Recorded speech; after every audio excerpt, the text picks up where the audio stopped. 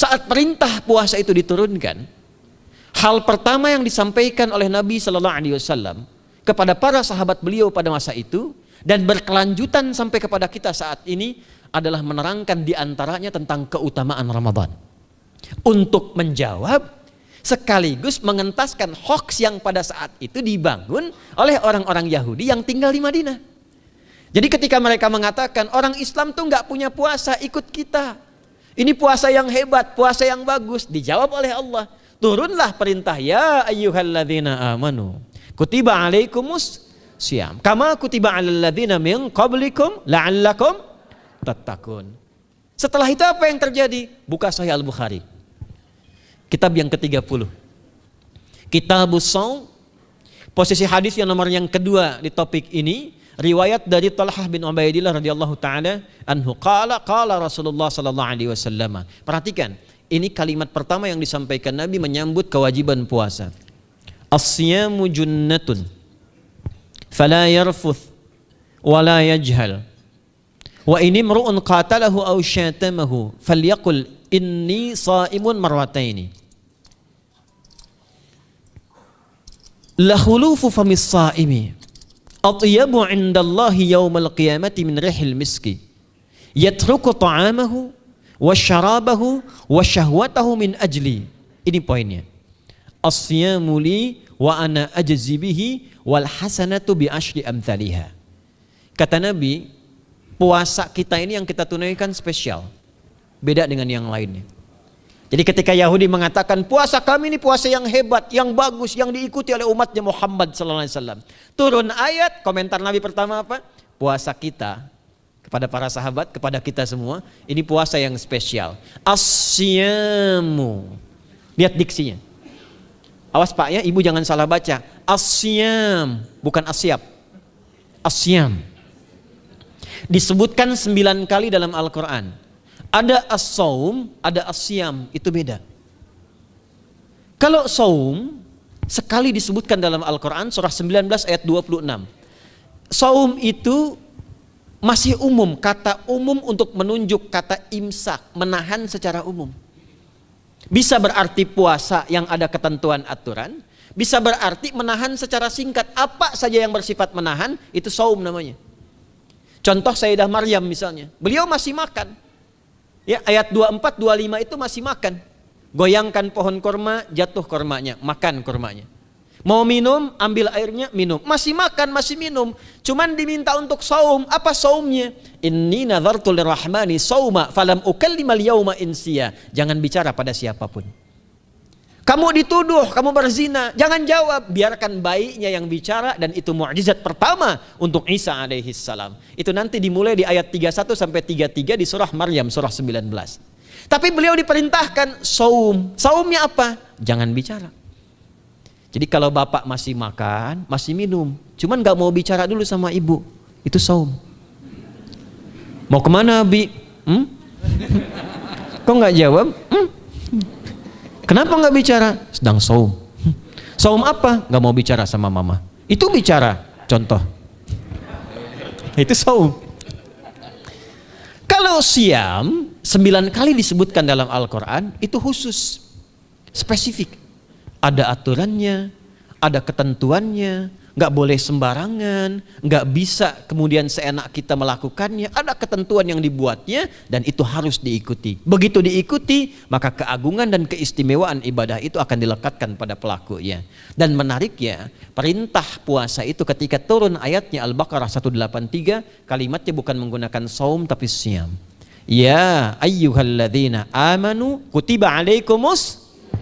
Nah kata Nabi, asyamu junnatun. Kalau benar puasa kita ini kita tunaikan yang Ramadan ini, maka dia akan melahirkan satu yang tidak ditemukan pada ibadah lain, yaitu junnah. Ada jinnah, ada jannah, ada junnah. Itu beda. Tapi semua katanya itu hurufnya sama, cuma harokatnya beda. Coba lihat ya. Ada junnah, jinnah, dan jannah. Jannah artinya apa? Surga. Jinnah artinya apa? Jin. Jamak dari kata jin. Minal jinnati wan nas. Baik ya. Ada junnah, perisai, Itu ketiga-tiganya berasal dari huruf jim, nun, kemudian ta. Dalam bahasa Arab, setiap ada huruf dimulai dengan jim dan nun, itu pasti tersembunyi, gak kelihatan. Saya ulang ya. Setiap ada huruf dimulai dengan jim dan nun, kalimatnya itu pasti gak nampak, gak kelihatan.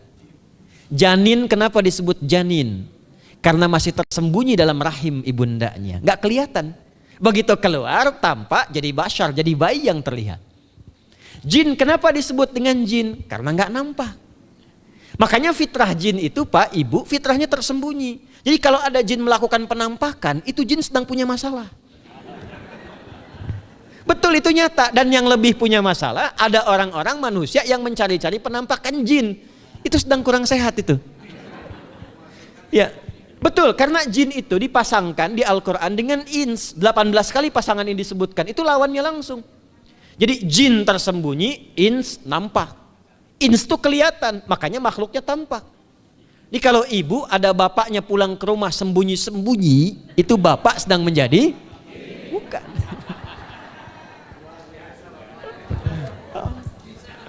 Kalau ibu sembunyi-sembunyi nyari dompet bapak, ibu sedang menjadi?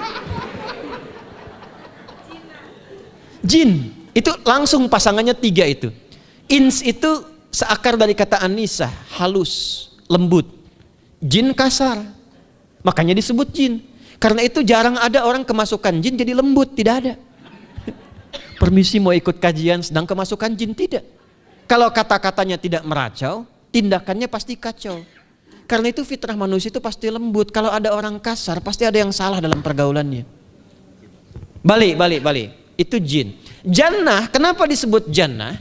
Karena belum tampak sekarang. Makanya Nabi katakan mala ainun ra'at, gak sama dengan yang seperti dilihat orang. Gak kelihatan, nanti kesuksesan tertinggi yang belum tampak disebut dengan jannah, karena belum tampak. Junnah itu perisai yang bisa langsung membentengi kita dari setan secara otomatis. Tapi gak kelihatan. Karena itu kenapa ujung puasa disebut la'allakum tatakun itu dari kata takwa. Takwa itu dari kata wikoyah. Wikoyah itu artinya perisai. Nah, perisainya tidak tampak dalam diri kita. Tapi kalau terbiasa menunaikan ibadah puasa ini, kata Nabi, yang pertama kali akan terjadi pada orang yang puasanya benar, dia akan mendapatkan perlindungan berupa perisai dari Allah, hasil dari latihan puasanya yang dapat membentengi dia dari setan. Jadi ciri khas puasa Ramadan itu kalau sukses ditunaikan, itu akan terjauh dari godaan setan. Setan itu provokator yang memang hanya mengarahkan pada keburukan. Jadi dia nggak kenal benar. Lawannya malaikat. Malaikat nggak kenal salah, Pak. Nah, supaya terbentengi dari itu semua, kata Nabi SAW, kita itu dihadiahi sekarang oleh Allah. Satu ibadah yang kalau dilakukan ibadah itu akan mengakumulasi ibadah-ibadah yang lainnya, yang saat bersamaan dahsyatnya ibadah ini bisa menghadirkan junnah, perisai yang membentengi dari setan. Karena itu ketika dilakukan ibadahnya, saat yang bersamaan bisa ditahan maksiatnya, ditingkatkan amal solehnya. Setan kan ngajaknya pada yang salah kan? Malaikat ngajak pada yang soleh. Ramadan itu keutamaannya kalau sudah tiba Ramadan, itu selalu kita terdorong pada yang soleh dan tertahan untuk yang salah. Itu hebatnya puasa Ramadan. Kalau nggak percaya silahkan Pak Ibu sekalian. Cuman Ramadan yang saat datang waktunya bisa menghentikan orang berbuat maksiat. Nggak percaya cek. Orang yang punya sifat marah semarah-marahnya, itu saat Ramadan bisa berhenti marah. Buka jam 6 kurang seperempat ada yang provokasi. Dia bisa tahan marah tuh, istrinya bingung, tumben Pak nggak marah, ntar habis maghrib. Bisa ditahan. Orang dusta bisa nggak dusta. Dan saat yang bersamaan, teman-teman sekalian, Bapak Ibu, itu bisa terdorong berbuat meningkatkan amal soleh. Sekarang kita keluar dari sini, ada yang minta, belum tentu dikasih. Nanti Ramadan tiba, sudah nyatet berapa yatimnya, berapa du'afanya,